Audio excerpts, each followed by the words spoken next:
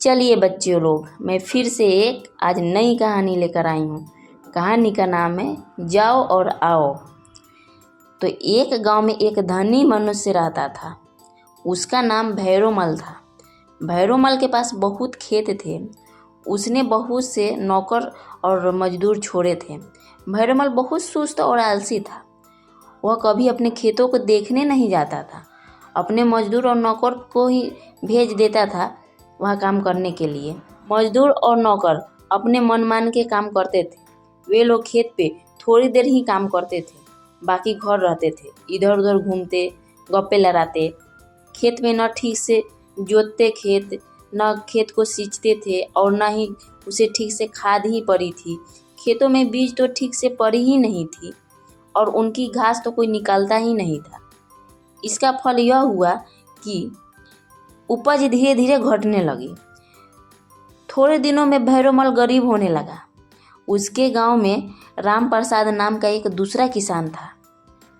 उसके पास खेत नहीं थे। वह भैरोमल से ही कुछ खेत लेकर खेती करता था, किंतु था परिश्रमी।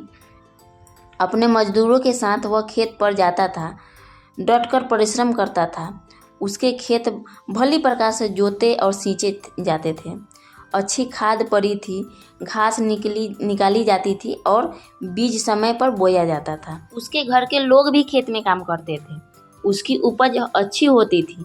लगान देकर और खर्च देकर भी वह बहुत सा अन्न अपने बचा लेता था। थोड़ी दिनों में राम प्रसाद धनी हो गया।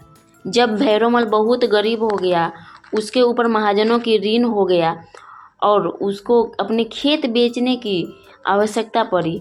यह समाचार जानकर राम प्रसाद उसके पास गया और बोला, मैंने सुना है कि आप अपने खेत बेचना चाहते हैं।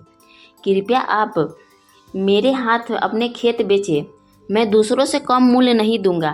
भैरोमल आश्चर्य से पूछा, भाई राम प्रसाद, मेरे पास इतने खेत थे, फिर भी मैं ऋणी हो गया, किंतु तुम्हारे पास धन कहाँ से आ गया? तुम तो मेरे ही थोड़े से खेत लेकर खेती करते थे। उन खेतों को लगान भी तुम्हें देनी पड़ती थी और घर का भी काम चलाना पड़ता था। मेरे खेत खरीदने के लिए तुम्हें पैसे कहाँ से आए? किसने पैसे दिए? राम प्रसाद ने कहा, मुझे रुपए किसी ने नहीं दिए हैं। रुपए तो मैंने खेती के ऊपर से ही इकट्ठा किए हैं। आपकी खेती और मेरी खेती में अंतर है।